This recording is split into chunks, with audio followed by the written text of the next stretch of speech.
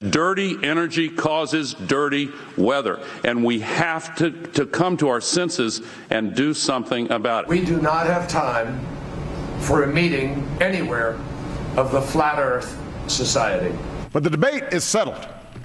Climate change is a fact. And when our children's children look us in the eye and ask if we did all we could to leave them a safer, more stable world with new sources of energy, I want us to be able to say, yes, we did.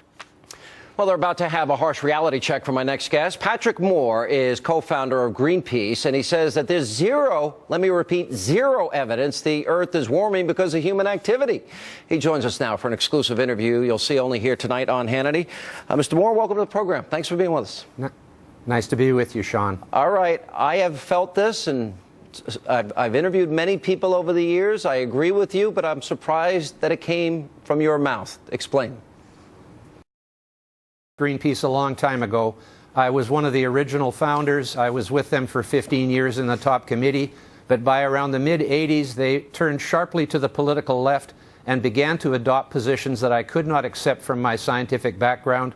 I have a PhD in ecology, and I am very well versed in all the biology subjects as well as climate change.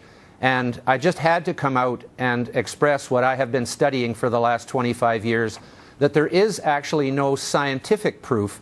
It's not really about evidence so much. It's more about an actual scientific proof that humans are the main cause of the slight warming that has happened in this world over the last 100 years or so. In fact, the world started warming back after the Little Ice Age about 250 years ago. And the climate change panel of the United Nations is saying since 1950, we have been the main cause of warming of the Earth. Yet during the first half of the 20th century, there was a warming period about identical to the warming period that occurred in the last half, and they're not claiming that we caused that.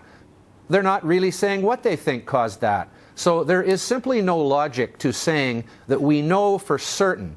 That's why they use the term likely. Actually, they say extremely likely, which is no really different than saying likely. It's just their opinion. In other words, it is a judgment that humans are causing the warming rather than any kind of scientific proof. When the president says debate is settled, when the Secretary of State says that we have no time for a meeting with the Flat Earth Society, 5 years ago, Al Gore predicted the North Polar ice cap would be completely ice-free. And guess what? There's plenty of ice. What do you think is driving this agenda? Because I have my own theory on it. I just want to get your thoughts. Is there an agenda driving it?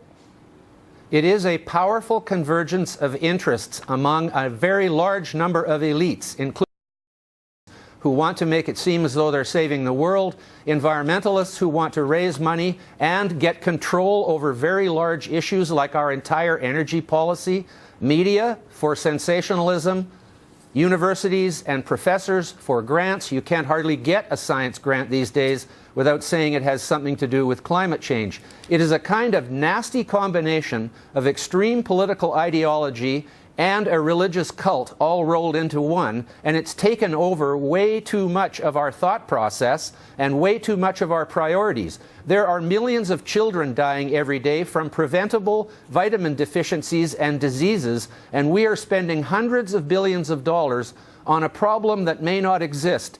Nobody's saying that the Earth hasn't warmed a little bit. What we're saying is there's no proof that it is human activity that has caused this little bit of warming. What we're also saying is this little bit of warming is actually good for most species on the planet. Ice and frost are actually the enemies of life, and for most of the Earth's life history, it has been much warmer than it is today, and CO2 was much higher than it is today. People need to study the long history of the Earth. These true believers in climate change are only looking at the last 100 years. That is a blink in nature's eye. We've had billions of years of climate history in this world, and if you look at just the last 500 million of them, the most recent 500 million, you will see that CO2 is lower now than it has been through most of the history of life on Earth, and so is the temperature.